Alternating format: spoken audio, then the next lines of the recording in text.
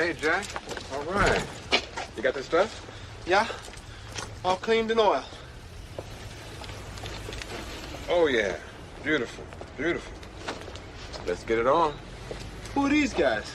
It's my theme music. Every good hero should have some.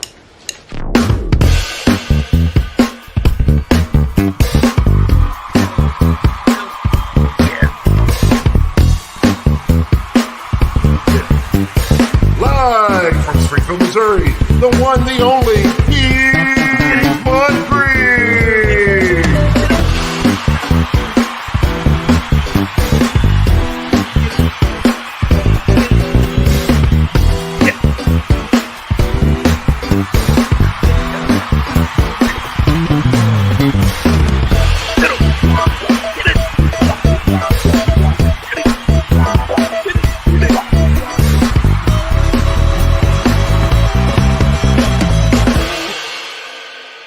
Excuse me, can I get a cup of coffee? Black? Can't you see we talking? White? Good morning, everyone. Wow, I hope everybody's holiday was excellent. Indeed. Good. How about you, John? Yeah, it was good. I traveled to spend the holiday with my oldest and his wife, and I got back a little later than I was intending to. Let's just say Sleep and I are still like, still a little tired, but that's a long drive. Long drive. But I'm glad I did it. Glad to have seen them. Glad to have spent time with them. And yeah, it was really good. It's really good. Hello, Penny. And to everybody in the chat, Shanotsky, D. Bud Martin, the lovely Anima Confusa. Wow. Got the diehards here today. Yes. Emotionally unstable amphibian. Sup? EUA or EUA. EUA. So, big question, first of all. Has anybody braved the elements to go out and watch Aquaman 2? I did. Not yet. What did you think?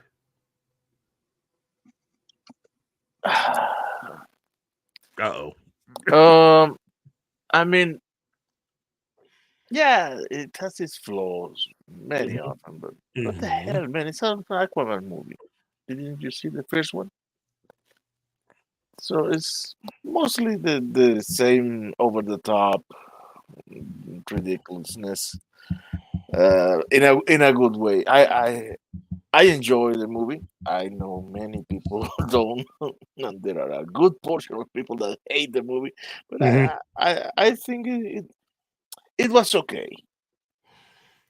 It's nothing to write home about. I wouldn't say, come on, you have to pre-buy your tickets. No, if you have the time, nothing better to do, and go.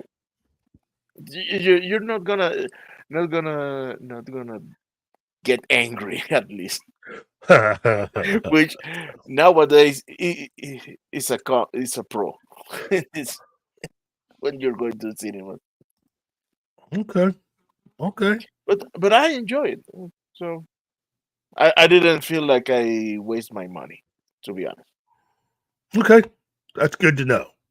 That is good to know. I still may go out and check it out. You know, it's Jason Momoa. I did like the first movie. So I may just check it out. Look, I actually watched Rebel Moon on Netflix. And I thought it was good. I thought it was good. I didn't say it was great. I didn't say it was the best thing since Air. I'm not going to say any of that because it wasn't. It had problems. but I thought it was good for what it was. And considering how much money he actually spent on that, I thought it was good enough. So that's my review, without spoilers. But seriously, I mean, uh, I think story elements from a lot of older, really, really, really well done films. That's pretty much what this movie is. Uh, but I can at least say that while I know this was originally meant to be a Star Wars film from Disney, I found this to be way better than anything they would have put together under Kathleen Kennedy. I mean, I hate to be that guy, and I'm not bashing Kathleen Kennedy so much as just saying, given what they've given us up to this point, and with the exception of Rogue One, this is far better. So, you know. Anyway, I'll concede that it's better than Disney Star Wars. well, it ticks all the boxes that Kathleen would want you to tick. So then, why did she reject the film? That's my big thing. You know, I was about to say that it was too close to the original Star Wars, aka the A New Hope. But that argument doesn't work since Episode 7 was a rewrite of. true. So And things how Star Wars itself from Lucas was his own version of the Hidden Fortress, and this film Rebel Moon takes from the Seven Samurai. I don't see, you know, I don't see what's wrong, you know. And Shinatsky, that's right. It is death with a whimper. Unfortunately for Warner Brothers. Then again, you could always be Disney, and death in debt is what theirs is. MCU, death in debt.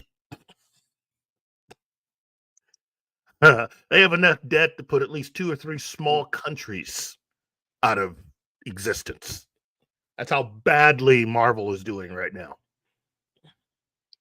But let's try to change some of that. Let's get off that and get on something that's, I think, on a higher plane, on a better trajectory. I wanted this episode to be more along the lines of what one would pitch, you know,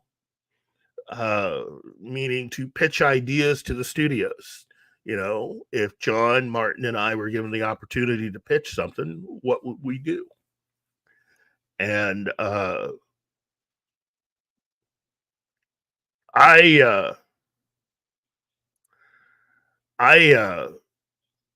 thought about it, and after talking to Gerry before I left, and also a few things online, I think I might have something that I could pitch. So I'll start off. That'll give you guys time enough to get your stuff together and give it a good thought once more. But there have been two attempts to take a particular IP and bring it to life over the last few years. And this particular IP is in many ways the granddaddy of a lot of the major IPs that Hollywood has had for years. Much like John Carter of Mars had been ripped off so many times by almost every major science fiction film of the 20th and 21st century prior to the premiere of that movie, so that anybody under, let's say, the age of 30 would think that movie is ripping off stuff that they've seen. No. Um, I have an IP in mind that is also uh, something that a lot of people have, a lot of projects have taken time to borrow from. And I think this is the one IP that has influenced both the comic Superman as well as Ian Fleming's James Bond. Okay. And that is the character of Doc Savage. And over the last few years, there have at least most recently been 2 attempts to bring Doc Savage to life. One involving The Rock. Really? One involving The Rock in a film that was discussed circa 2000, give or take, around there. And when that fell through, they were looking at a television series. Now, it seems like Sony is the one who seems to have the ear of the people who have the rights to Doc Savage, because both projects were looking like they were going to be aimed through Sony. So if I were talking to Sony right now, I would tell them that a Doc Savage movie would be good. That's the whole thing for today. You know, you can either pitch a television show or you can pitch a movie. You don't have to pitch both. But depending on which one you pick, you then got to pick a cast accordingly. And so my pitch would be for a television series. And right off the bat, Gerry really liked this idea. For those of you who don't know who Doc Savage is, Doc Savage, this past March 2023 was the 90th anniversary of Doc Savage. A character that has been around a long time and has influenced 2 films of note. One, a classic cult movie from 1984 that a lot of people love. And another one, a comedy starring Arnold Schwarzenegger and Danny DeVito. Okay. The movie from 84 is Buckaroo Banzai. Buckaroo Banzai is nothing more than Doc Savage with a whole bunch of extra characters added. That's really Doc Savage. And the reason why I can say that is because when you read the novelization, it's written the same way they write Doc Savage novels. The same way. If you've ever read any of his pulp books, start with the Man of Bronze, which is the first one. And you were to open up the book and compare it to your copy of Buckaroo Banzai, you know, it's kind of like when Stephen King ripped off the writing style and format of Bram Stoker's Dracula to write Carrie. That's where that writing style comes from when he wrote the story Carrie. He got it from Bram Stoker, the way he wrote Dracula. Same thing. So my pitch to Sony would be this. If you're going to make Doc Savage, one way to make it something that could appeal to a lot of audiences today, yet still keep the flavor of what fans who are real fans of the character would like to see, is to kind of have Buckaroo Banzai a little bit in mind. Take the additional characters around Doc and you know, heighten their personalities a little bit, make them a little more colorful. And I know a lot of people are really interested as to who I would cast as Doc. aka Clark Savage Jr., who is an adventurer who he's the son of a great adventurer, Clark Savage, who decides to have his son raised by some of the most brilliant scientists in the world, and to raise him in an ideal place so that he is prepared and for the world around him, and to be the ultimate man, in that sense. And if you remember the movie Twins with Arnold Schwarzenegger, that's where they got that plot from, with Arnold Schwarzenegger's character. That was taken from Doc Savage. The reason why that was at the time when that movie was in production, Arnold was looking at possibly playing Doc Savage. Interesting. Yeah. So, yeah. I guess you're learning a lot today, Martin. Yeah. As usual, anytime when you're present, I'm learning a lot. So, I keep jumping around here, but the actor who I think would be perfect to play Doc Savage, based on the description of the character, the eventual description, because originally in the first books he's described a certain way, and in the later books they altered his physical look a little bit. Originally he was supposed to be just 6 foot tall, so he was maybe an inch or two shorter than me, but a big, a kind of pseudo, kind of normal looking guy, but in great shape. And it was morphed into a guy who is approximately 6.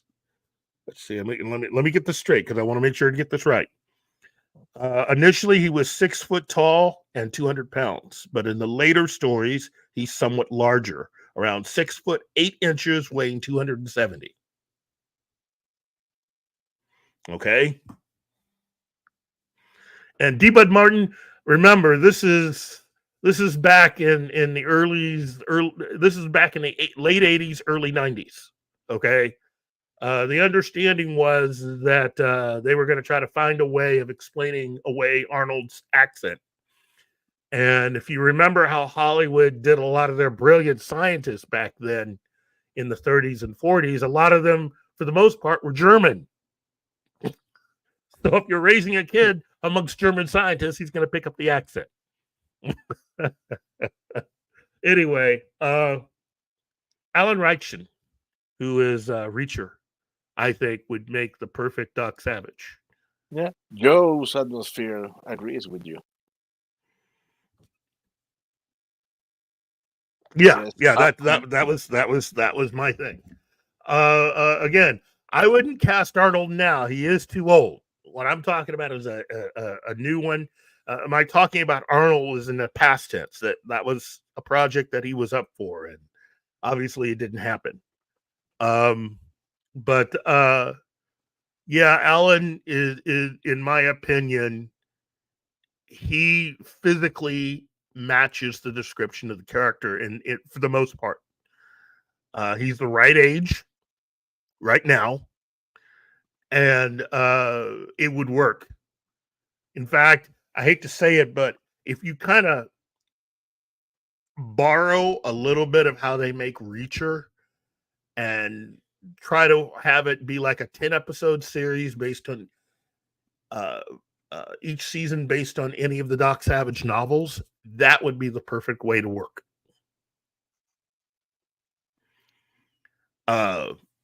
And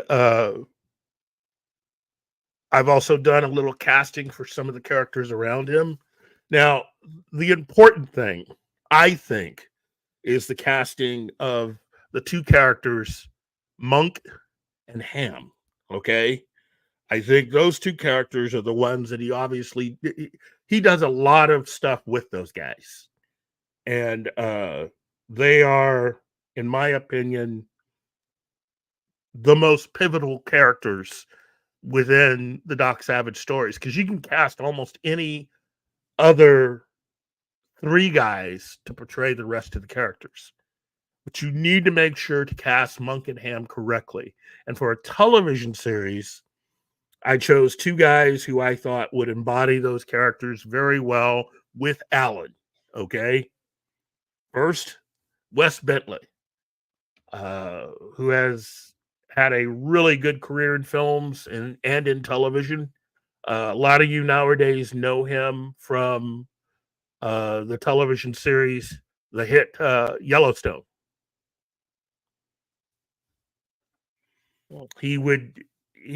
To me, he has the demeanor, he has the look, he has. I just think that out of a lot of actors in Hollywood, I think he would best be Ham,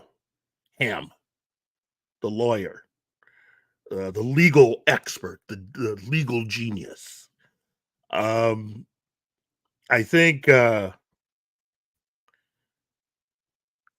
he would really. I mean, look at him in Yellowstone. He's already basically got the part. If you look at the way he dresses, the suits, all of that stuff, all he needs now is a hat and a walking cane, and he's that character instantly. I think Wes Bentley would bring the right amount of gravitas, but he'd also be able to keep it light. You know, one of the other things that I think, in my opinion, that the Doc Savage stories gave to pop culture is having two characters that like to take a go at each other, you know, even though they're big good guys. And I think in many ways, given some of the things that Gene Roddenberry himself stated that he was a fan of growing up, I think he was also a fan of Doc Savage. The way he wrote how Spock and McCoy would verbally go after each other, that's Monk and Ham. And I think if you can write that kind of thing into every story, it'd be perfect. Perfect. But Wes Bentley, I could see him with Alan, and I could see him as a legal genius, at least of the group, and as someone who I could see in every episode or every other episode that they would do, every adventure, because again, Ham is usually there, you know. But yeah. Anyway, Brigadier General Theodore Marley Ham Brooks is who I would have Wes Bentley play. Had to make sure I got his full name in there. Okay. And the other person, the other actor who I have in mind is actor Sam Levine. Okay. Many of you would know him from Freaks and Geeks. And I know some would be a little upset that he's not a much bigger physical guy for Monk. But I like him. You know, he's got the right comedic chops. And again, nowadays, you give anybody the right sort of physical routine, you can at least have him put on some muscle. You know, I think it'll work for that particular actor. Because again, Monk is a character that you really, really need to have, and him along with Ham, those two just yeah. Anyway, Lieutenant Colonel Andrew Blodgett Monk Mefair is the other one. Okay. And I thought there should be at least one other character that we could place in there that I need to cast. I think it's important to cast Patricia Savage, who is Doc Savage's cousin. You need someone, an actress who has the physicality and yet can still be very playful, but also be ready to go action wise whenever you need her to be like that. And my choice for that character is Jamie Alexander from the Thor films, Sif. Plus, picture her next to Alan, because they have to be cousins, and she has to be someone that at least kind of has some of those same physical attributes, except as a woman, but without being huge. I think this could work. I really do. So, what do you guys think? That sounds interesting. What? Interesting. Oh, this is big. Are you all right, John? Yeah, I'm okay. Okay. Oh, this is great. This is great. Well, wait, Joe, who's too old? Who? Maybe I need to catch up with the chat. Hold on. He's talking about Garfield's Spider-Man. Oh, we got a different conversation. Yeah, that's his pitch. A new Spider-Man. do Spider-Man 3 with Garfield. If you were making a movie, Andrew Garfield would be a really good Ham. If you were to cast him in a film version of Doc Savage, he would make a good Ham. A little on the young side compared to Alan, but I think that would work. As to who I would cast as Monk, your guess is as good as mine when it comes to a big screen version. But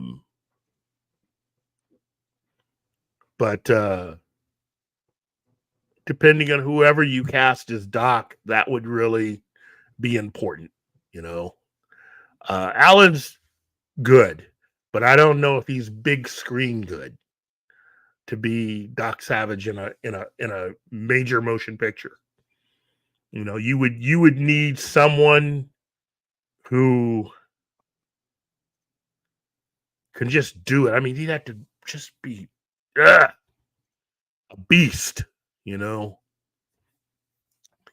But personally, I'd like to see a Doc Savage television series. I'd be one way of getting more people interested in just reading the pulp books, all of those books. Woo! So anyway, that is my pitch for a Doc Savage television series with Alan, who is the lead from Reacher, and Jamie Alexander and Wes Bentley. Yeah, that would be great.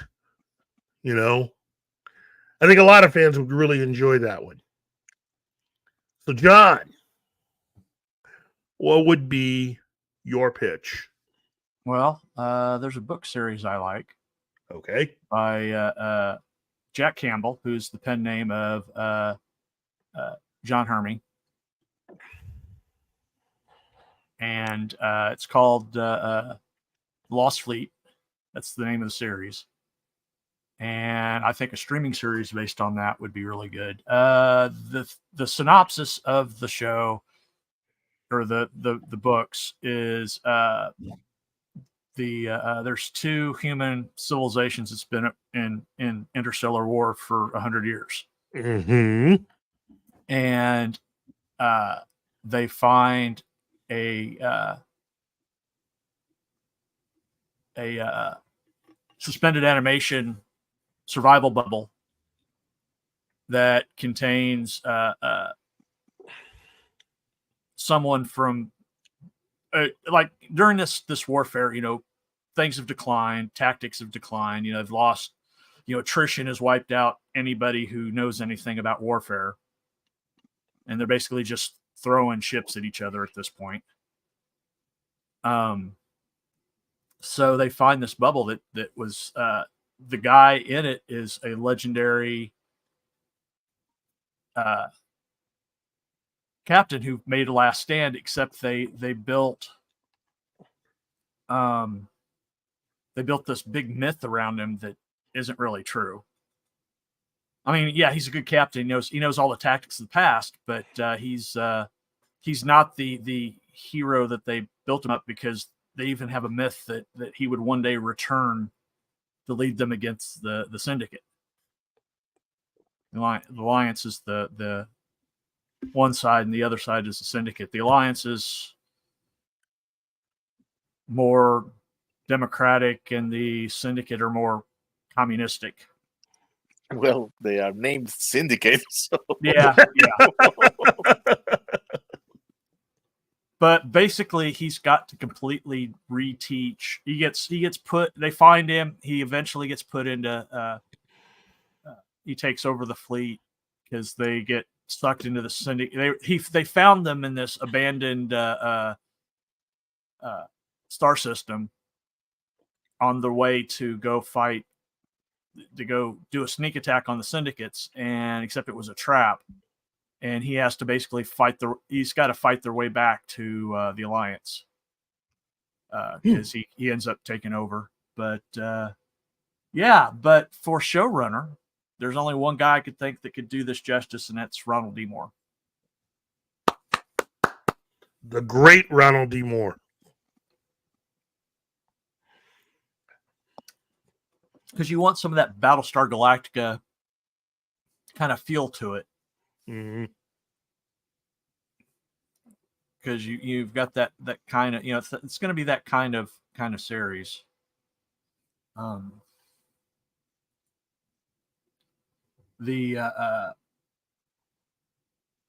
of like that whole Honor Harrington type thing. Yeah. Which, again, if I could put that out there in the universe, there you go, Disney. That's how you screwed up. You should have done an Honor Harrington television series. Yeah, well, I was going to pitch that, but I've pitched that before, so. No, that's not on you, John. I'm just saying Disney, again, messed up. They could have pitched. Yeah. They could have actually made an Honor Harrington television series. God, you guys. Oh, yeah. Yeah. Well, I really like, like I said, I want that Battlestar Galactica, the reboot Battlestar Galactica kind of look and feel, because it fits the military science fiction aspects of the Lost Fleet series. Oh, jeez. And you know what? Ronald D. Moore just has an amazing pedigree for sci-fi series. So yeah. So you're a longtime fan of military science fiction. Yeah. Yeah. We ought to do a show where we just sort of talk through all the military science fiction books and characters that you enjoy. What's some of the best stuff out there? Because I think that's really what we could use right now. I think way too many people think that Star Wars is military science fiction, and it's not. It's fantasy. It's fantasy. It's fantasy. Military science fiction, as you said, John, is closer to what Ronald D. Moore did with his version of Battlestar Galactica. Yep. That's military sci-fi. Yeah. And that's all. And yes, that is a real genre, everyone.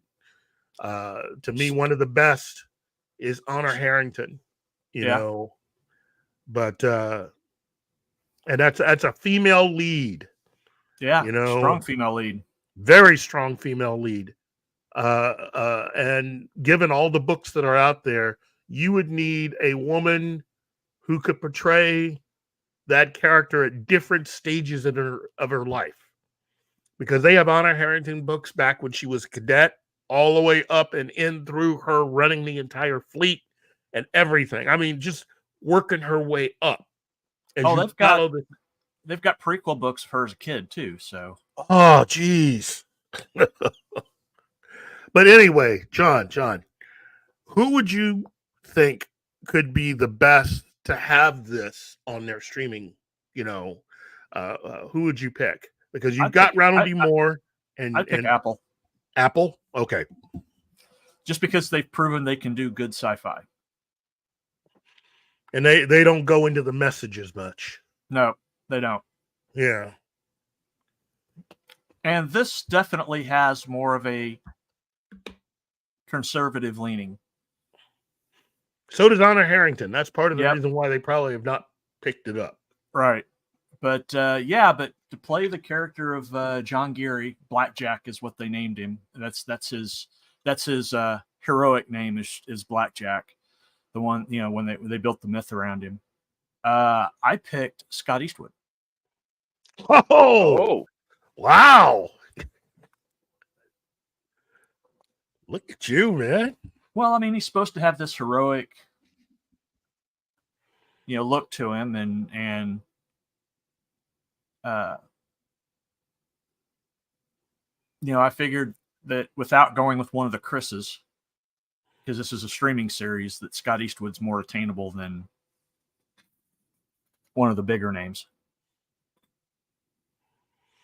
Scott Eastwood's on my short list of people who I think should be Hal Jordan. Yeah. But having him in this as Blackjack, dude. And what's the author's name again? It's under his pen name, Jack Campbell. Jack Campbell, okay. But it's John Hermy. Okay. Henry, not Hermy. So it's the Blackjack series from Jack. Well, it's the Lost Fleet. Oh, sorry, the Lost Fleet. Got it. Yeah. The first book is called Dauntless. It came out in 2006. In the comic, let's see. This is what he looks like in the comic, because they did the comic too. He's done books and comics both.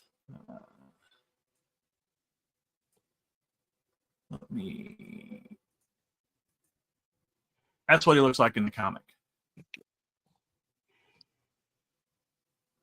Okay. So he's got that square jaw and stuff. I could see Scott Eastwood playing him. Okay. Good job. Any other actors that you would want to pitch? Yeah, the female lead who starts out, she's the captain of the battlecruiser Dauntless, it's the flagship of the Alliance fleet, and eventually they become romantically involved, and eventually his wife, Tanya's Disjani. I picked Naomi Scott. Really? Yeah. Okay. Because I think she could do a good job with the character. And Naomi, she's got the look. She's where did I got so many tabs open. Most of them know that she's I guess her most famous role is Jasmine in Aladdin. Okay. She's been a lot more stuff than that, but I think she's a good enough actress that she can pull it off.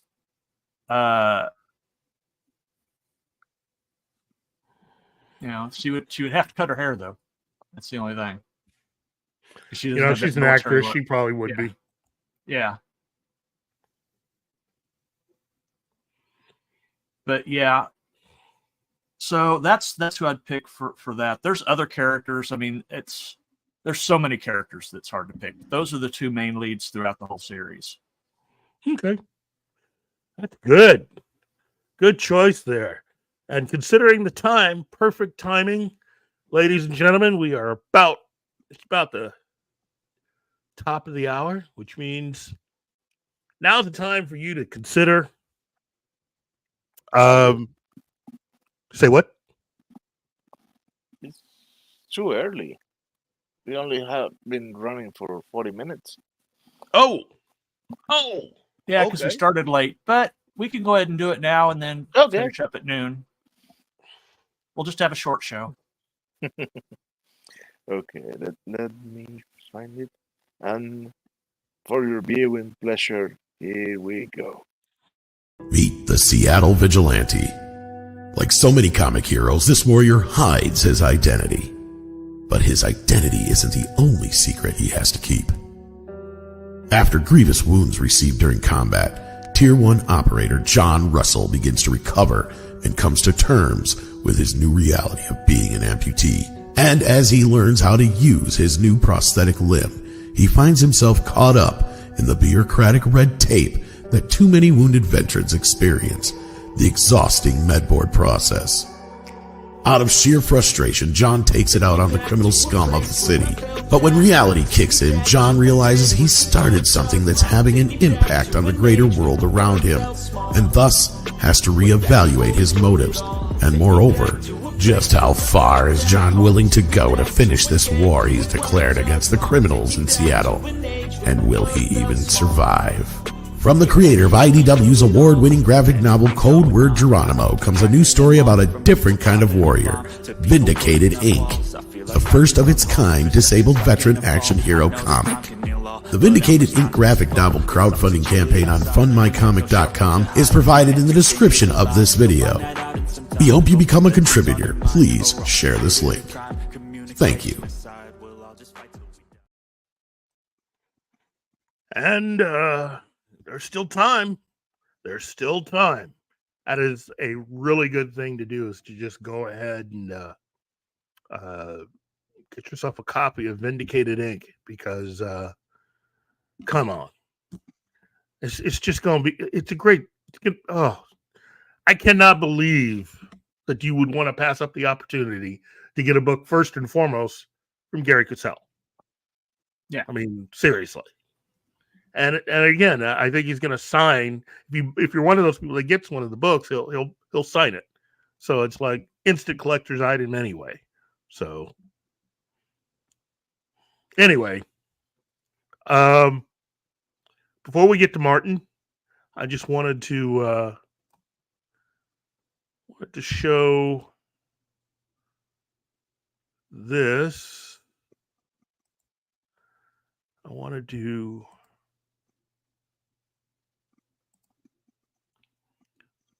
There we go.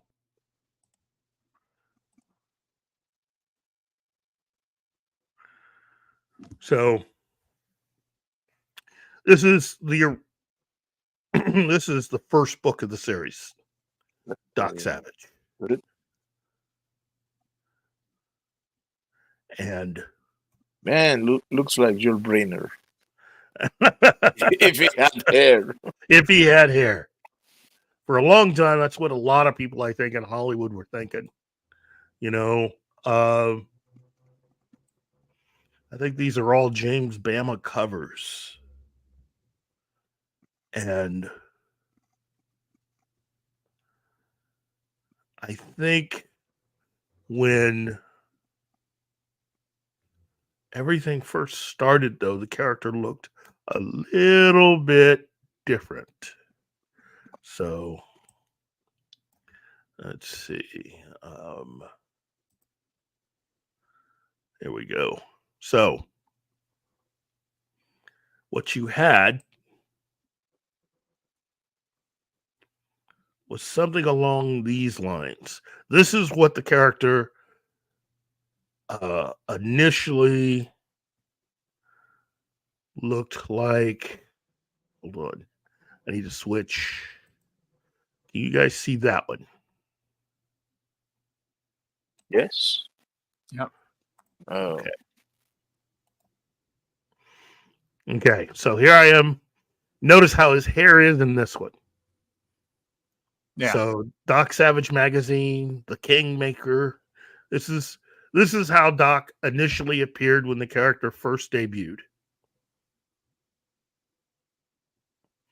And then when the books became popular again in the late 60s and into the 70s, that's when you got the more Yul Brynner look of the character.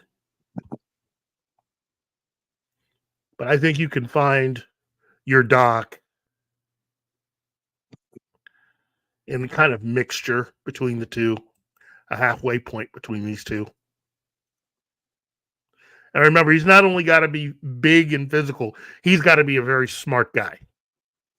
You know, he's MacGyver mixed with James Bond and a little bit of Jason Bourne.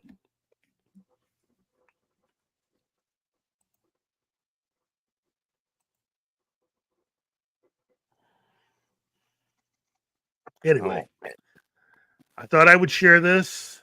Of course. 90 years of storytelling.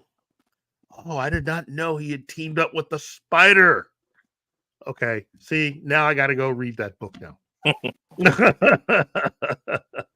Another great pulp hero, the Spider. This was one of the top 3 popular characters in pulp novels of the 1930s. Okay, prior to Superman making his debut in comics, kids were either reading The Phantom, The Shadow, or Doc Savage. One of those 3. And then Superman came along and made comics the end thing. So everybody had to get into comics. But before that, this is one of your top 3. The word crossover comes to my mind. Say what? The word crossover coming to mind. Oh, big time. Big time. Those 3, the Phantom and the Shadow and Doc Savage in a combined adventure. I think they've done that. I think they've done that at I think Dynamite still has the rights to those characters in comic book form. In fact, this is this cover here is from Dynamite Comics. This is Dynamite #1 of Doc Savage. So, in fact, Doc Savage has had his comics printed by both Marvel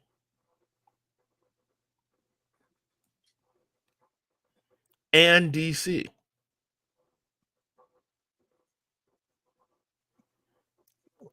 Before he ended up at Dynamite. So, anyway, I'm going to stop sharing because we need to get to Martin's voice. Oh, no. Oh, my. I feel so bad because,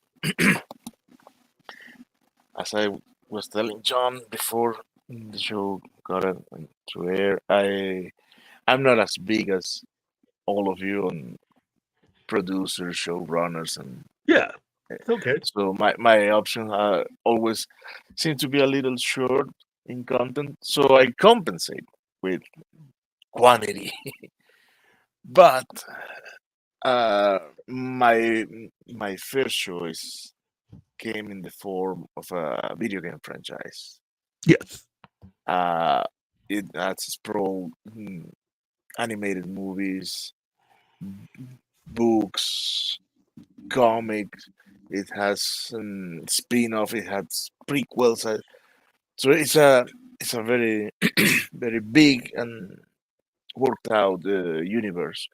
The franchise in question is Mass Effect, which it became my favorite franchise about everything. It's the best, one of the best things I have read, one of the best things I have played, one of the best stories that I have the I have seen. I have some considerations about it because for years I was adamantly opposed to it being translated into movie or TV format because the game is an RPG. Okay, so everybody makes his main character, namely Commander Shepard, as they want. He or she may look however you want, and you play within with that character inside some parameters of personality, but you the choices you made is allows you to tailor his personality in a more granular way. So I always thought if they try to make this, there's gonna be a lot of people pissed off because everybody wants to see their version of the character. Hmm. However, uh, the company that makes the games provided us some years ago with the statistics of every choice possible in the game and what the player base has done. Hmm. So I would say, okay, let's do the show or the movie or the miniseries, taking into account the those choices and the, the most popular choices. Shenotsky, nah, nah, I'm not. No, that was Andromeda. And the series is not destroyed because Andromeda is a spin-off. So, but they're going to include elements about the storyline of Andromeda in the new game. Well, And Mass Effect 3 wasn't bad. The only thing bad was the ending. The game was fine up until the end. Was it bad? I mean, Yeah, it's the same ending, just a different color. I don't know. That's material for another discussion. Yeah. Um, what was I saying? Oh yeah. The thing is, I see the whole franchise not as maybe somebody's going to feel bad about this. Maybe somebody's going to agree with me. Not as the story of Shepard per se, because we have a very very big universe, and the story begins much before Shepard is even alive. So I like the stories that are more centered in the development of the universe rather than in characters.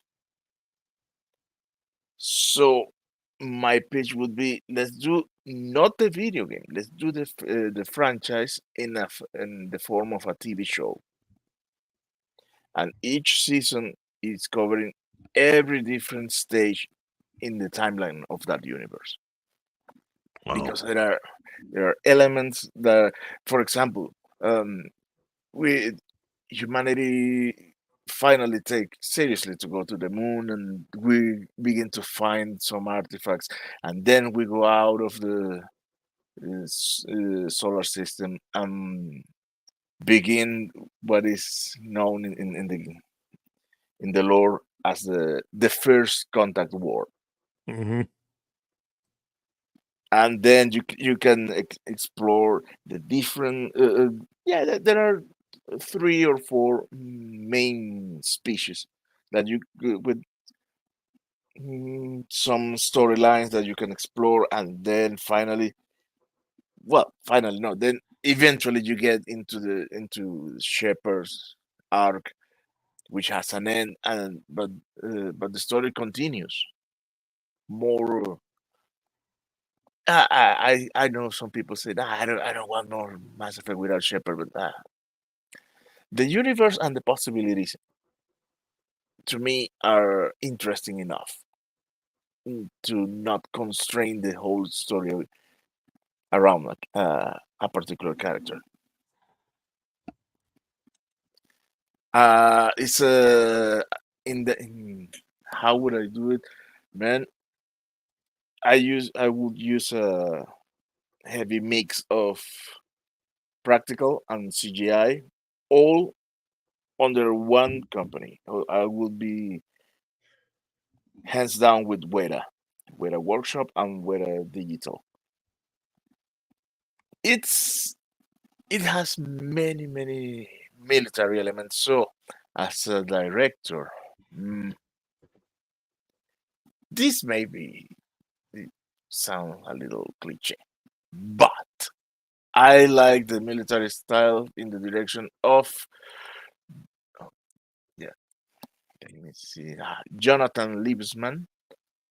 He directed. mm, I'm sorry, Battle Los Angeles, which I love that movie. The military part of Yeah, the movie, that's good. or Peter Berg, and we in this channel we all know how Peter Berg, how well does he portray the military action. Hmm. Ooh, I've it gave me a very hard time to try to cast uh for the male up for the option of a male Commander Shepard. I would go and give me I will go with Henry Cavill, not because he is Henry Cavill, but because his voice reminds me of the voice of Mark Mears, who is the voice actor. Uh, in another circumstance, I would go for Mark, but Mark is out of the age range at this point. Uh, I I can hear you, John. Huh? What? No, no. Uh, yeah, I thought you were you were talking in West News. Sorry, sorry. Oh no, I was reading something and I was moving my lips. Sorry. Okay. Uh, I was working on a mm, pronunciation of a name, so oh, I should do that. I would cast, of course, Keith David in the role he plays in the game. Uh, Lance Henriksen again in the role he plays in the game. For a time, I was thinking about casting. Oh, how this girl who played Lara Croft, Alicia Vikander as mm, Liara Tassoni, one of the uh, main companions. Miss Van Kander is a very good actress. I like her. yeah, Yes. but you need someone who's smoking hot for Leandra, though. Uh, I think she's hot enough. But yeah, who would you pick for Tally, John? I don't know. I haven't given it enough thought. Give me a Yeah, second here. I happen to have a list of actresses that in their then let's see. but you haven't given a lot of thought. Okay. No, I haven't given. No. I've got. I happen to. I was looking at casting my stuff. Uh, well, that would be my first choice, where I would put all my energy. Uh, in fact, for the show, you know how difficult for me is to choose one particular element because it's I always say it's like choosing between my children. So I had in fact three video games and like more than 15 books. Wow. Yeah, on the books especially, there are some. For example, there's this book called The IQ Merchant by John Boyd. It's well, I think all the books are sci-fi. No, but only five of them are sci-fi. This is a drug company that they are in competition. They are desperately because money, of course, to bring a new. Anna Taylor-Joy as Talia. Oh my God! Yes, yes, that voice is perfect. Yep. Wow, Oh. that's a quick change there. Man, you did it again. Well, See, I hadn't given any thought, so I went looking through the list. I went, there we go. hello, Omega Supreme. Good to see you. Hello, Omega Supreme. Yeah. Oh, by the way, I do have a second project, so I Oh, was anticipating having Go. more than one. So, go. oh no, I'm waiting for if Keith's got a second one. Oh yeah. Oh, well, you know what? I do have something in mind. Something that it was originally my first choice, and I decided not to go with it because it's an actual DC comic property. As I've said on this show and various other shows, my number one complaint about Marvel and DC in Hollywood is they always seem to pick the same 10 characters to do whatever. They very rarely stray away from doing other characters that they have. As I've said on other shows, especially in certain shows that I've done, even with Script Doctor, we've talked about a lot of these characters that don't really get a lot of play. And so I had an idea initially when I had suggested this of something that would, in my opinion, make a really good television series. Because for this kind of story, I don't think you could have done it you could do it as a movie easily. and so I wanted to have a series called Savage. So the series would be set now, okay, but it would also take place in different time periods in the past, and the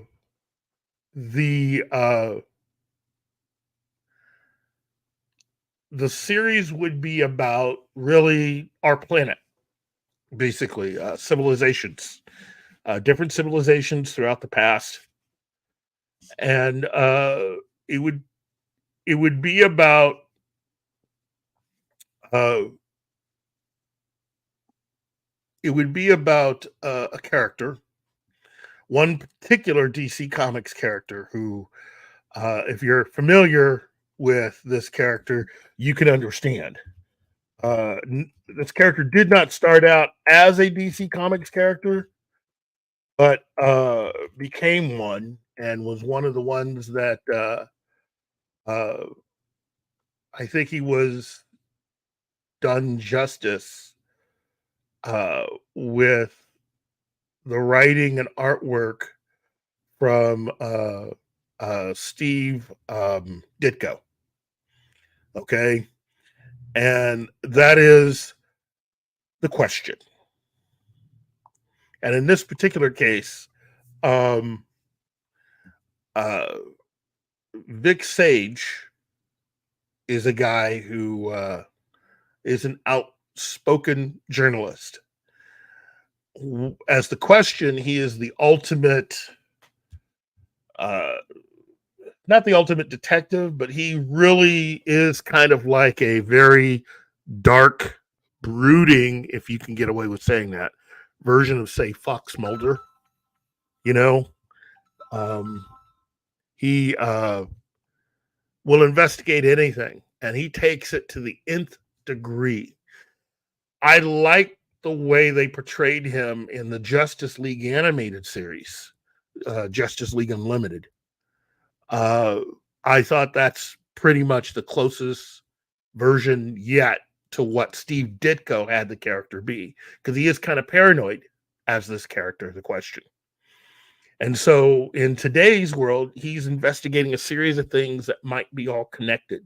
And as the show goes on, you start to fall into this. You start to go down the rabbit hole with him, and just like with X-Files, you start to see a conspiracy. You start to see various random things that might not be so random. And it's populated with a lot of flashbacks, like I said, to early civilizations. Like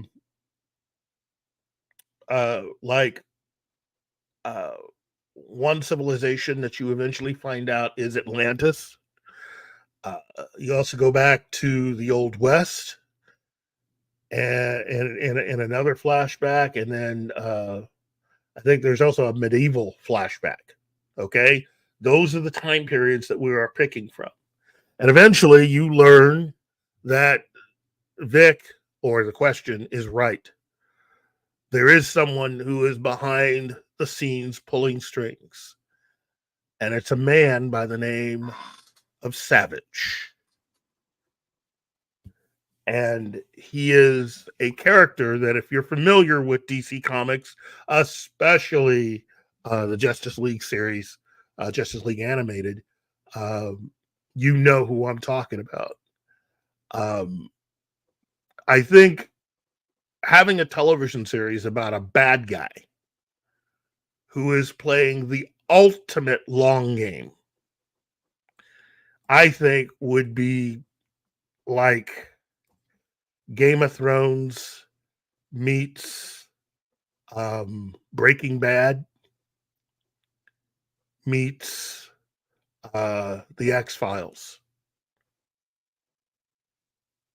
And I know that's a lot to pack in there, but I think it would work. You know, having a guy who you find out is immortal. Kind of like an evil version of Doctor Who, except that he has no time machine.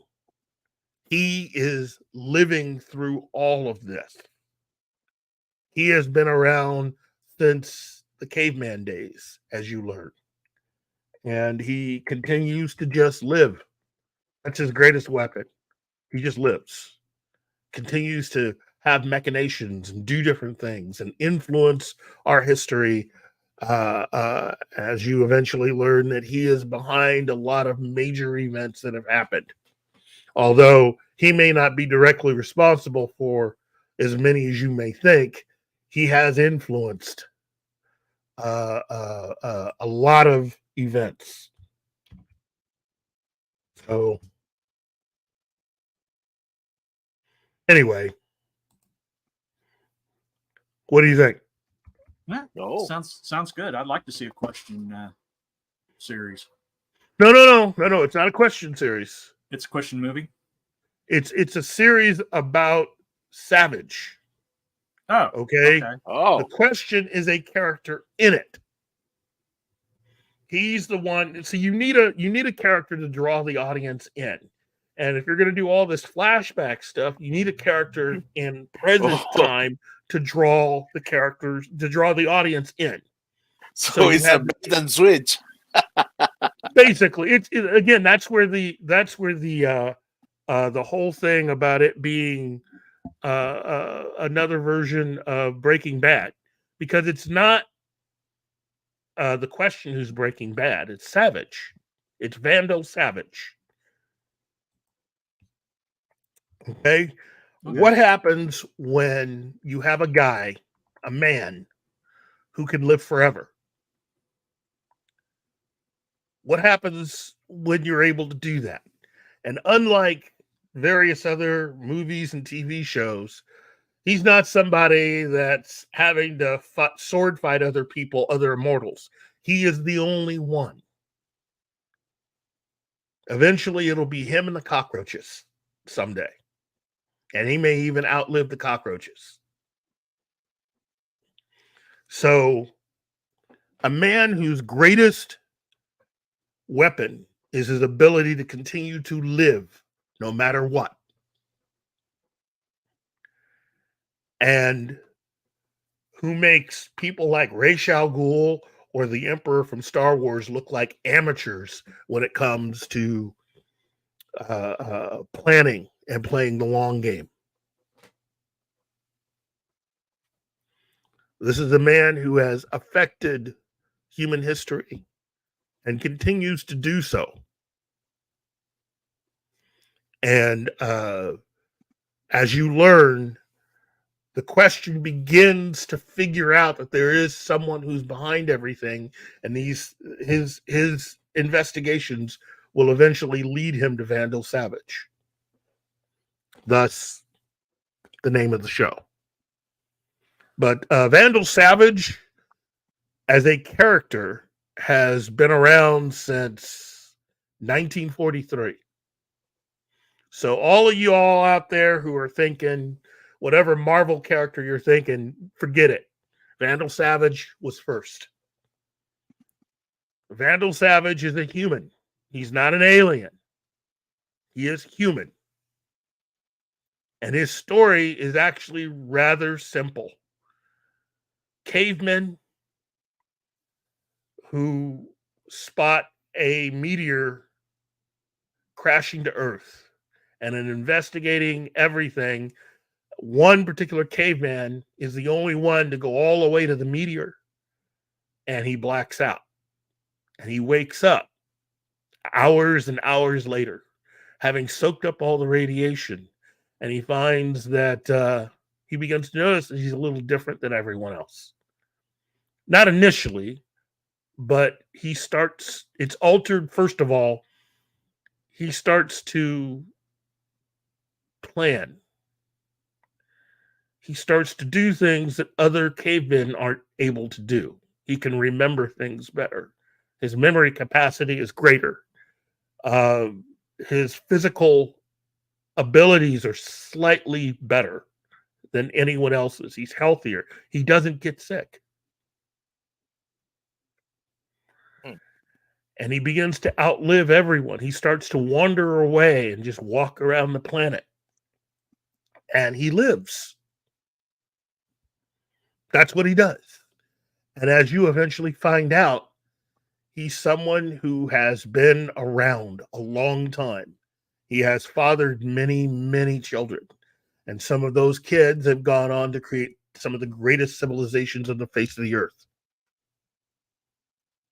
And he's always been the power behind all of the powers that have popped up on the planet. Sometimes he's been the one to rule. Sometimes he's been the person who advises the person who rules. There you go. Yep. When you look up the name Vandal Savage, Vandal Savage, DC Comics, trust me, you're going to get an eye full of who this character is. This is one of the most dangerous characters in comics. Period.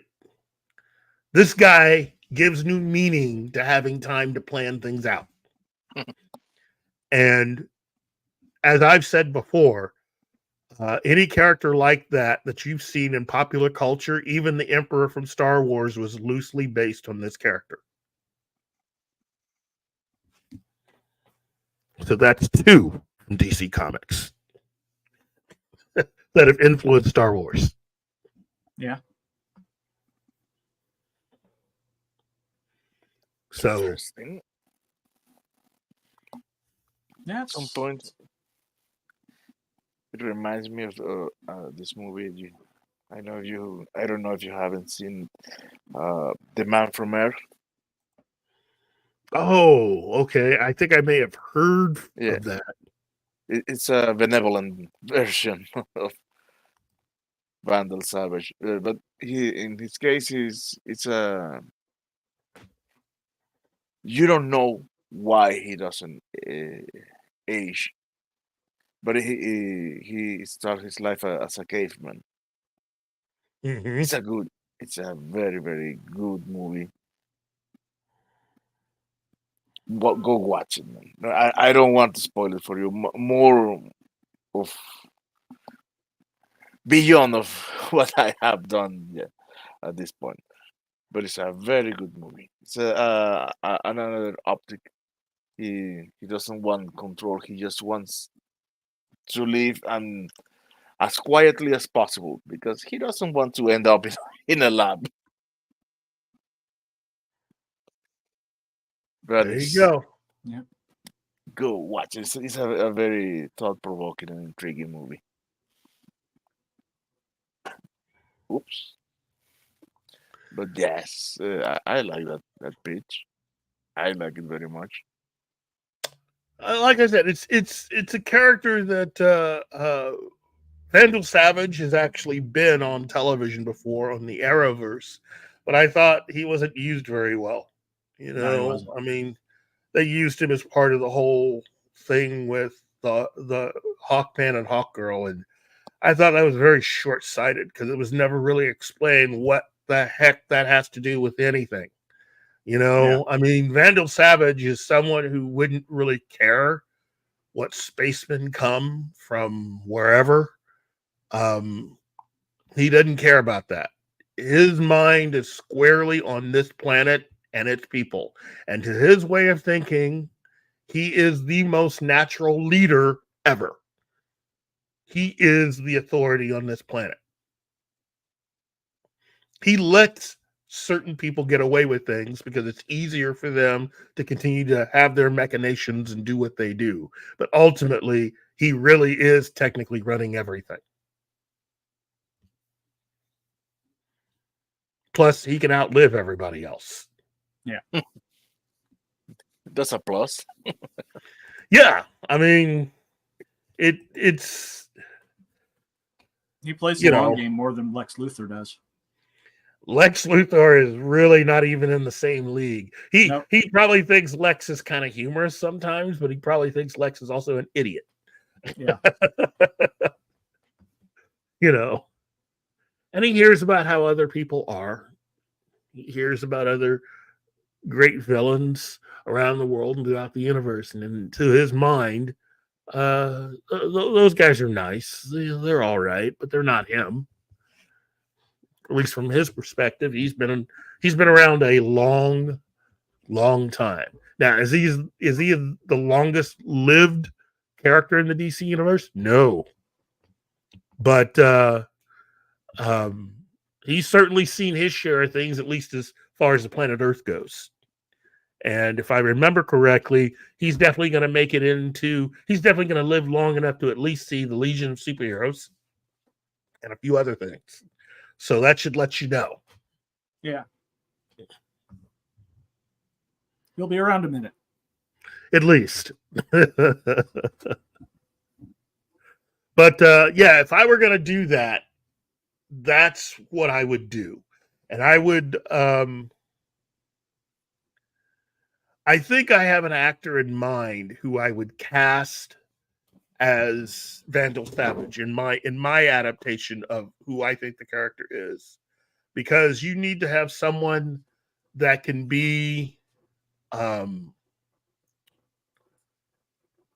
he can be charming, but he can also be very vicious. He could be smart, very intelligent, but he can also just be pretty base as far as his emotions and everything else. And you would need an actor that could pull that off. Okay. Oh my. What? Keep going, Keith. I was telling Martin. Oh. So my pick for the actor that I would pick to play this part in the television version of what this is would be actor Jonathan Rhys Meyers. Good actor. I think he could do it. I think he has what it takes to play that kind of character.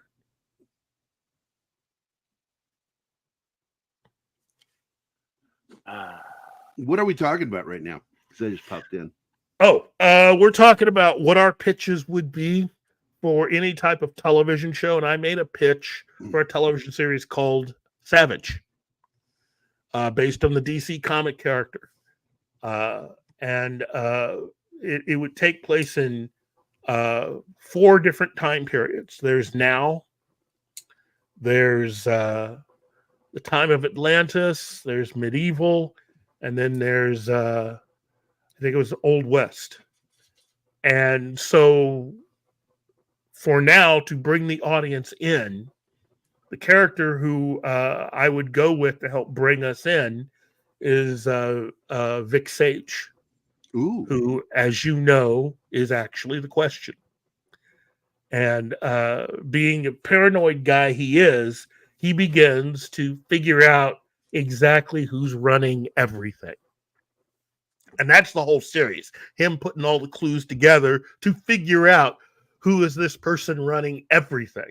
You know, the thing that Marvel claims it wanted to do with their version of a certain character that they had in a movie that I thought was completely forgettable. You know who else does that? What? John Russell from Vindicated. He's trying to figure out who the real bad guy is in Seattle. Oh, what about Vindicated? How is that going, my friend?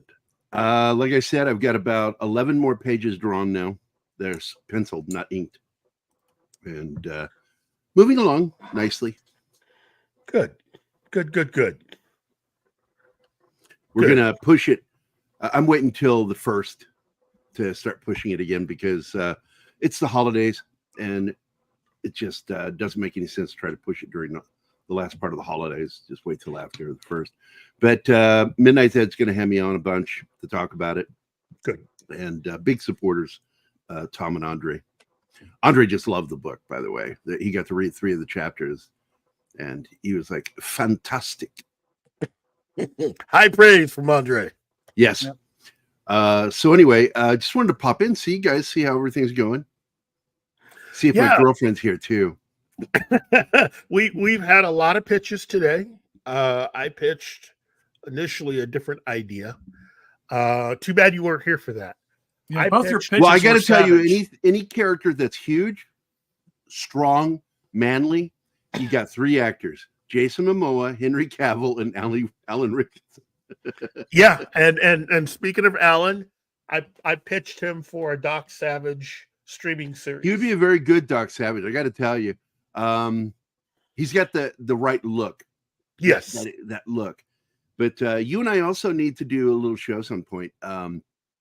Just how many similarities are there between the Man of Bronze and the Man of Steel?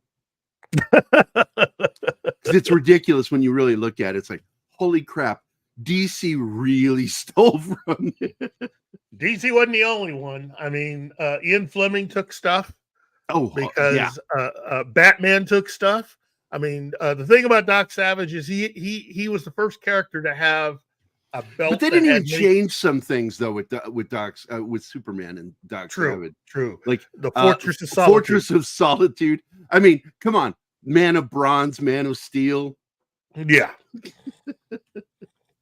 But I just wanted to say hi to you guys. I'm getting ready to go over and start working again. I just got in the studio. Big fan myself, Shinatsky. I grew up on The Shadow. My dad, like, reenacting stuff from when he was a kid, listening to the radio program. What evil lurks in the hearts of men? The Shadow knows. But he had a little quip that went at the end. But he ain't talking. My dad cracked me up. You think, I'm not a genetic anomaly. My humor comes from my weird ass dad. He was funny as shit. Like I told you, I was talking about the movie. Was it the Caveman movie with Raquel Welch? What was it called? 1 million BC. 1 million. Yeah.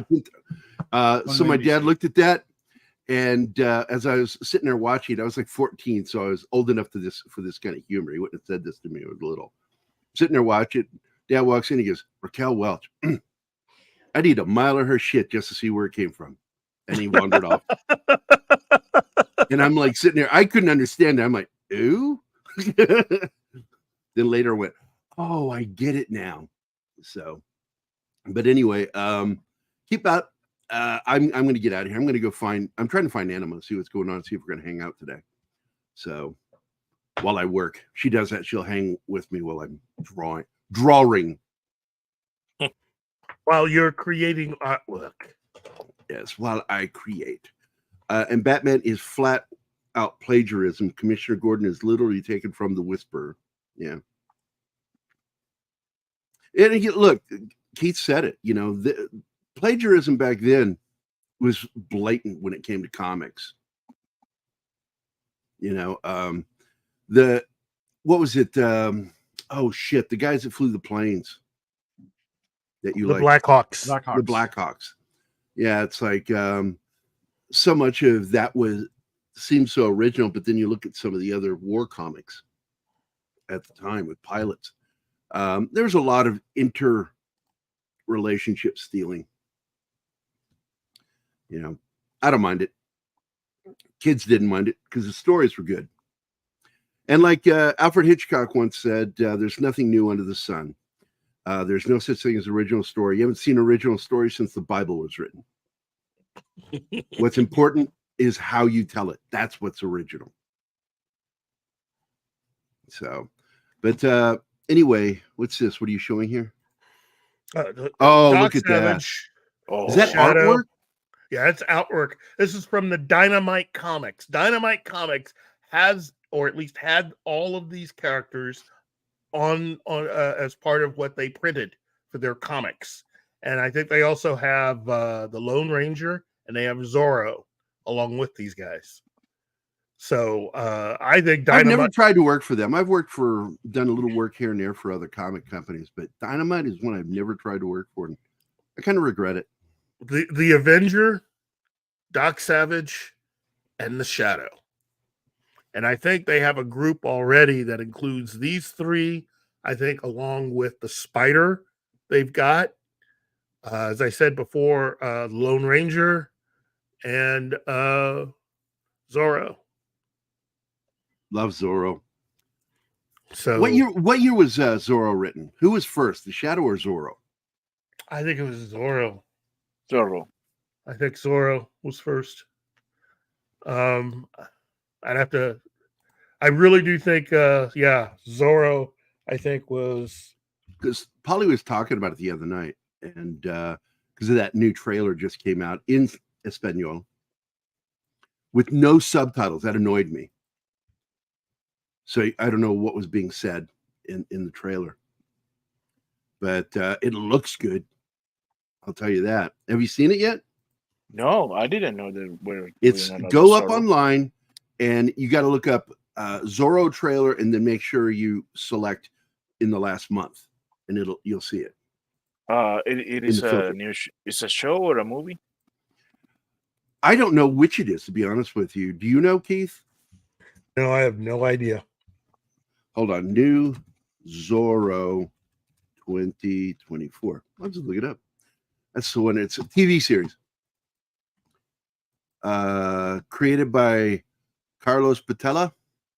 Stars Rodolfo Sancho, Miguel Bernardo, Luis Tosar. It's an all Spanish cast, and the series is going to be in Spanish and with subtitles. I'm hoping. Jesus, this is a beloved character created by a Midwesterner. I have your answer. All right. Okay.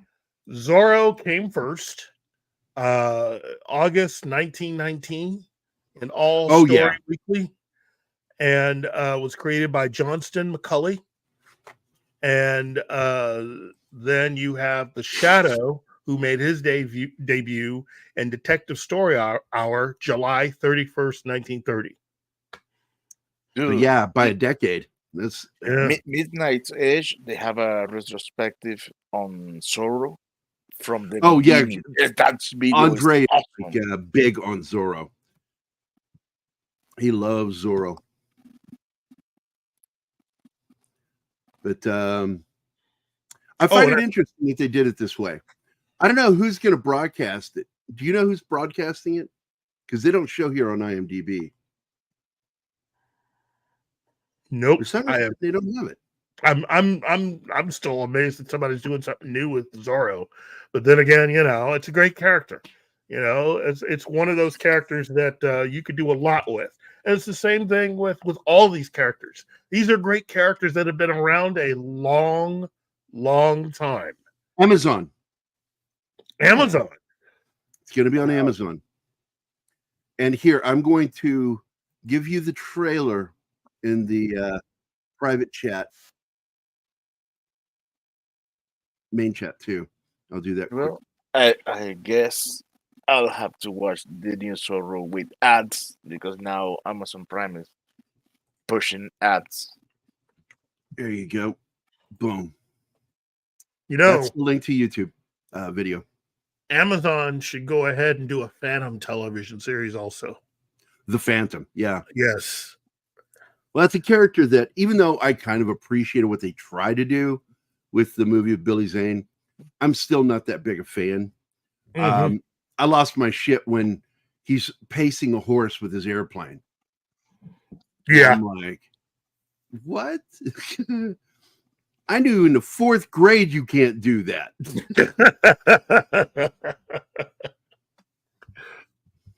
Because he had to jump on his horse from the plane. Remember that? It was like ridiculous. Oh, He's so ridiculous. Maybe the horse had flames painted on his hoof. You know, that make it go faster. Maybe the horse was just special effects. I prefer I like my theory better. Living in a fantasy world, Martin. Anyway, look, we had a great time bringing all this to everyone today. I'm glad everybody turned out to participate and get into all these pitches. I'd really like to know, for everybody that's watching, who they think had the best pitch. Now, personally, I know who I would vote for, but I'd like to know who you would vote for. You know, I know that if I were to pitch a Batman movie, Alan Richardson. Is it true that he wants to play Batman? Is it true, the reports? I have no idea. If they get him to play Batman, they've already sold me a ticket. I'm going to look it up. If it's true that, if it's true really that James Gunn already has got him in mind to play Batman, I'm not saying all is forgiven, but you are on the right track. It's just who you're going to get to play Robin. That's the question. Who can play Robin standing next to that guy? Oh, here it is. Here it is. This is over on IGN, that he was asked about some of the rumors, and he responded, I would love to play Batman. Quote unquote. Well, you shouldn't expect him to say the opposite unless he was working for Disney, Right. But he's just telling people in the know, yes, if you want to write me, call my people. But I'm sure this falls into the same category as something that you and I bitch about previously, is the small pond that they dig into, which is why you get so many actors playing superheroes in different studios. Mm-hmm. And they'll play. It's like there are more actors in Hollywood, and I love the idea of getting an unknown too. I love that. Yeah. Because you remember Wolverine, nobody knew who the fuck Hugh Jackman was before that movie when he played Wolverine. Nobody. He was an unknown. I like that. In fact, almost everybody in that film was unknown except for Patrick Stewart and Ian McKellen. And Halle Berry. Oh, Halle Berry and what's her name also that played Mystique? Rebecca Romaine. Yeah. You'd remember that one, John. Good on you. Sexy woman. At the time, she was Rebecca Romaine Stamos. Yeah, I know. Stamos. And Famke Jensen, because she had been a Bond girl. Yeah. Oh yeah. By the way, best burn I've ever seen at a roast was when they were roasting John Stamos, and I forget that guy's name, but he goes up there and he says, "How does it feel to have the fat kid from Stand By Me steal your girlfriend or your wife? How'd that feel?" Oh, And Stamos laughs, but I'm sitting there going, "I bet you went home and cried that fucking night over that joke." That was sick. the fat kid from Stand By Me. I'm like, oh my God, brutal. It's true, but it's brutal. Yeah, it's true. It's 100% true. But it's just like, I couldn't do that. I love burning people. I could not fucking do that. Man. Oh, wow. Like making an enemy for life out of Stamos. Remember that time when I mocked you for losing your wife? Hello? Hello? You hung up on me. Fuck that guy. But are you wrapping up, guys? Because it looks like it's coming up on noon. Yeah, we're wrapping up. Well, we started 20 minutes late, so. Why'd that happen? That's my fault. I know shit. I figured that one out. My fault. Late to his own funeral. Yeah, again, it's like, hey, we're gonna update what you have. It's like, what? Oh, the updates are a pain in the ass. That's why I leave my computer running overnight. Yeah, so I don't do that. The update do not fucking torment me the next day. But, I'm too afraid to keep anything running like that, and I just, yeah, I'm an idiot. I should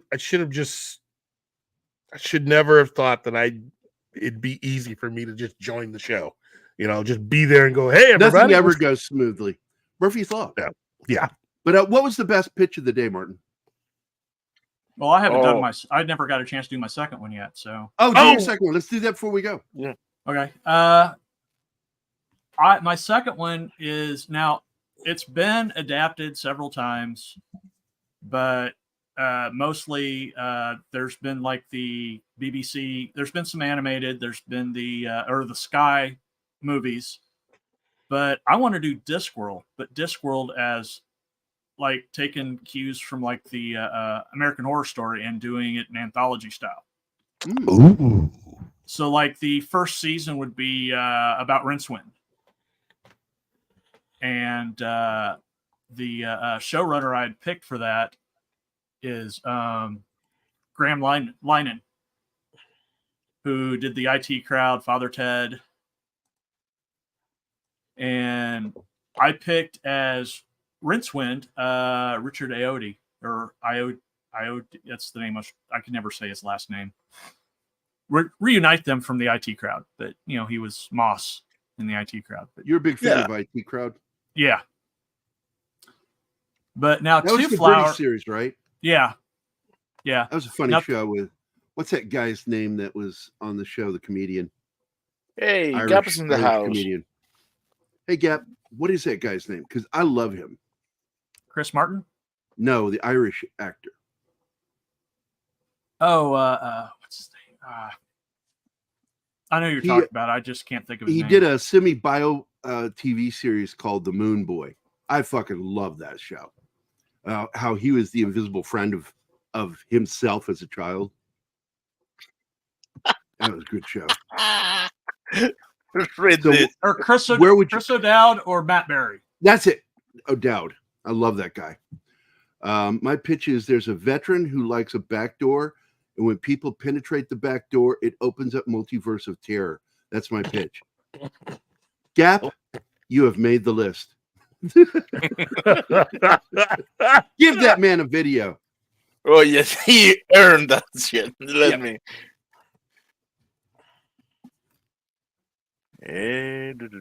Anytime. What could be. Strong. I'm gonna go check the back door. Back door.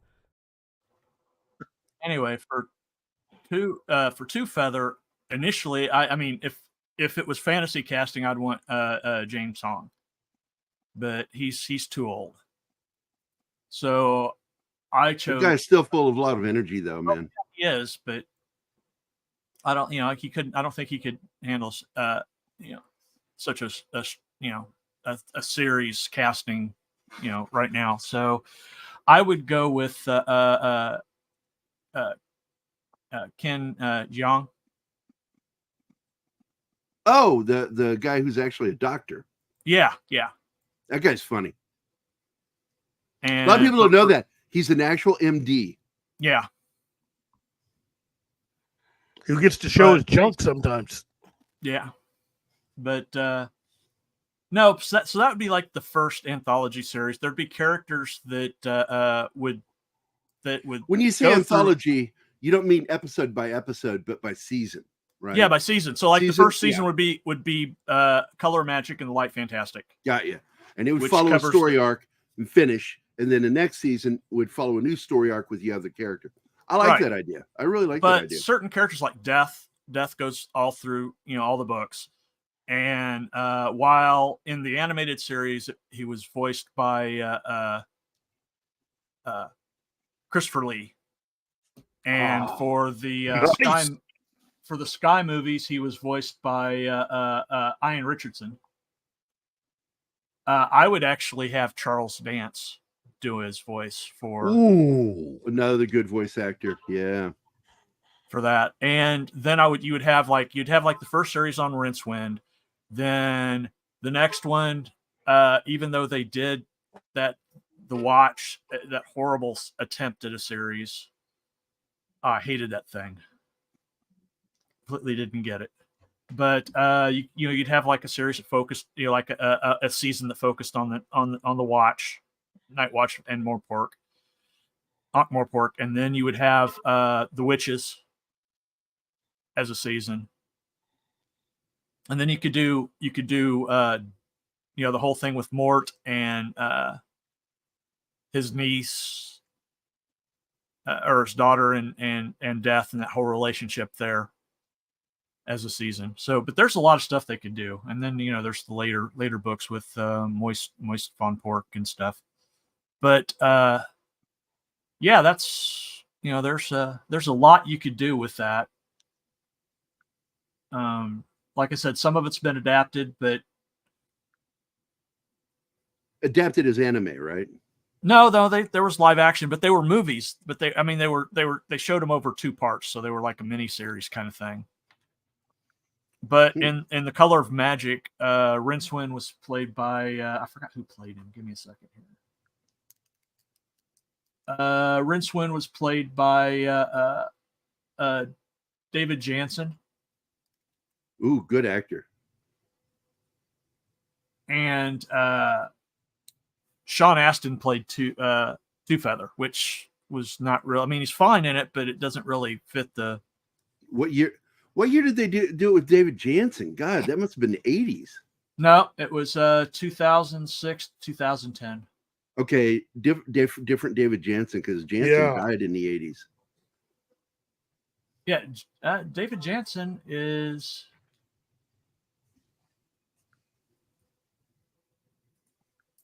Yeah, you're right. He died. No, he died in. Actually, he's still alive. Who? David Jansen is still alive. How old is he? Oh, he's 83, but he's still alive. David Jansen from The Fugitive died. Yeah, he died. Not that David Jansen. Ah. Oh. That's why I asked, or is this a different David Jansen? I specifically asked that. Yeah, because well, it's an age thing. John's younger than we are, so he wouldn't know that David Jansen. David Jansen. Who is that? Oh, Jason. Jason, not Jansen. Sorry. Oh, wow. I failed reading comprehension, apparently. Yeah, you put an extra N in there. Yeah. David Jansen. Are you trying to poach my job, John? I'm the one who's speaking badly here. English is the second language. I wonder I don't know who that is. He's a British actor. Oh, fuck him then. Oh, well, this is a British series, so you got to have British actors, or as much as possible. But yeah, I mean, but there's a lot that can be done. I mean, there's 41 books. God damn. In the whole series, or in that's as a far prolific writer. It gets 41. Oh man, that's a lot of books. Yeah, we lost Sir Terry in 2015. Damn. Yeah, damn. 2015. And he was only 66 when he died, but he had he chose when he was going to go out. He had dementia, so did he have or Alzheimer's? He had Alzheimer's. Did he go by medical suicide? Yeah. Yeah, I'd want that option if I was losing my mind, or Well, if the end was going to be extremely painful. He actually died of complications to Alzheimer's, but he was a big proponent of assisted suicide. And he said, if I get to the point where I can't think anymore, then yeah, I'm in. Because it's in I have a DNR. Yeah. That states that if I lose the ability to use my arms, or the potential of being in a constant vegetative state, no heroic measures. Let me go. Yeah, I'm the same way. If I have no brain activity, then do you want me to share this, John? Do not. What's this? Oh, sorry. No, I forgot to. Oh, no, I clicked the stop sharing. I was still sharing, and I shouldn't have been. I was closing all my stuff. Thank God he wasn't on porn. No, it's a there's a YouTuber I watch named Gopher that does like playthroughs, and it's his next cyberpunk episode. So, which I'll watch later. So gamer porn, got it. So what are you doing tomorrow morning, John? Baldur's Gate like normal. All right, Martin. What's our discussion tomorrow for TGIF? Oh, we haven't still talked about it. I want to talk about Alan Richardson wanting to be Batman. I really do. I think that'll be fun. Well, we need to do a year-end wrap-up because absolutely, we need to talk about the best of 2023 and worst. We'll save that for like the end. go out in the show on shitting on somebody for making like Disney. It's going to be mostly Disney. Yeah. Well, I don't know. Amazon has put a lot of effort. The Amazon doesn't count, does it? Do we have to talk about Amazon? No, they do put out Reacher, so this new season is better than the first season. I really do like it. Yeah, well, but Amazon still has the problem with Amazon is they're hit or miss. They've got Rings of Power, but then they turn around and do stuff like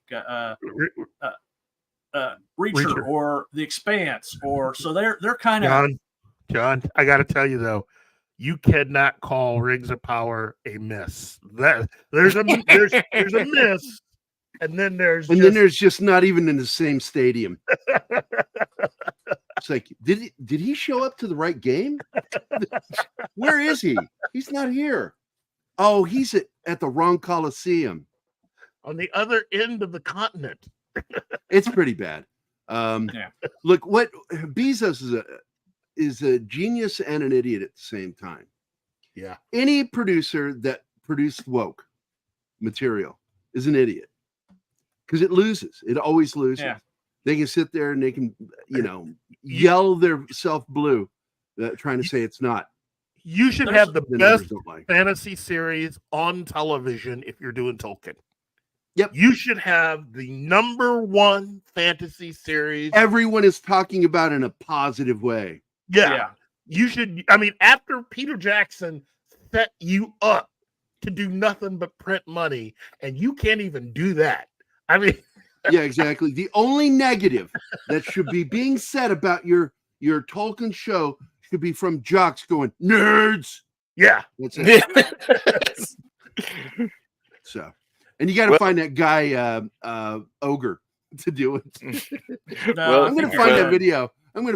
We're gonna add that. Dude, I have a new video that is perfect for when we are going to do the worst of Hollywood. And here we go. You know the problem with Hollywood is. I love that. Good movie. Yeah. And I also put a new video up for everyone to enjoy. And I'm getting to it. Here we go. This is one of my favorite moments in cinema history. Back when nobody else was meta. Do you know who was meta? Cary Grant.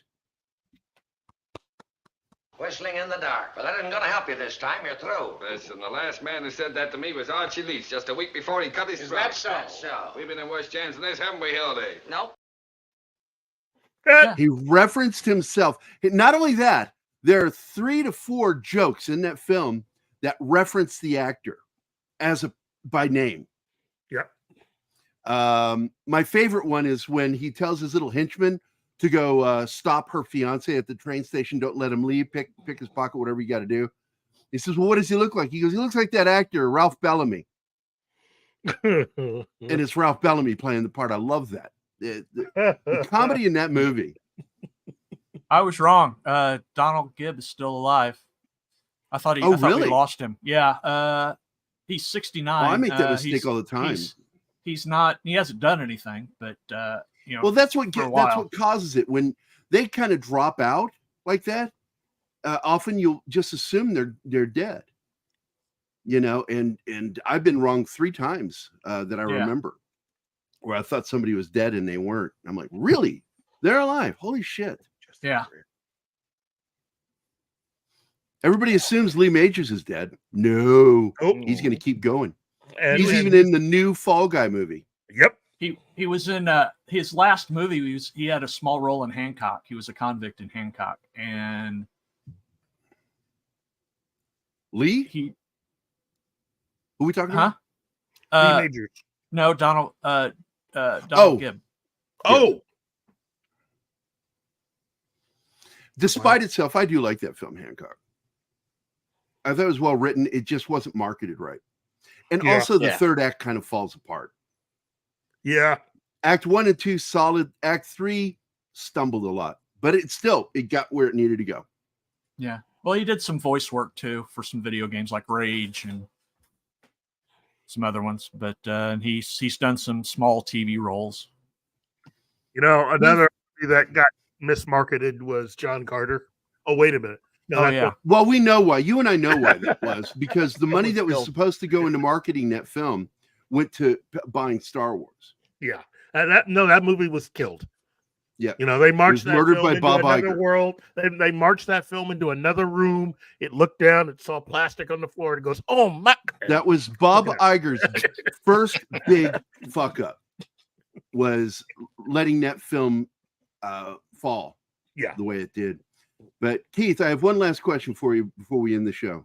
Where's the beef?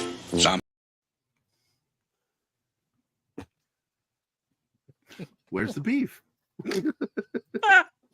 We should name a character on the show Beef. I'll get a sock puppet and call him Beef. Beef Lady.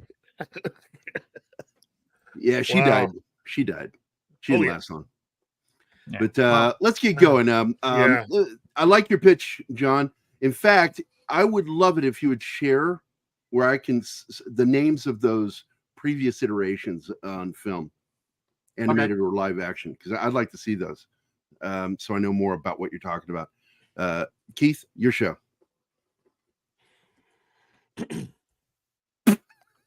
Ladies and gentlemen, thank you for stopping by and checking out this show. I want to thank John, Martin, and of course our main man Gerry, because Gary's cool like that. And and to everyone that stopped by the show, Shanodsky, Gap After Dark, the Fat Sticks, let's see, Scribe Light, of course, Penny, and Anima Confusa, and Omega Supreme, and Cam's Crash Courses, and O'Stains, and D Bud Martin, Andy Morrow, and of course Joe's Atmosphere, because Joe is cool like that. Okay, well, hopefully you will join us tomorrow for TGIF, because we will be doing our 2023 list of, well, basically the best stuff. And then some worst. And then some worst. So show's over. So please like, share, and subscribe. And we will catch you tomorrow. Thank you very much. Good. Arrivederci, America.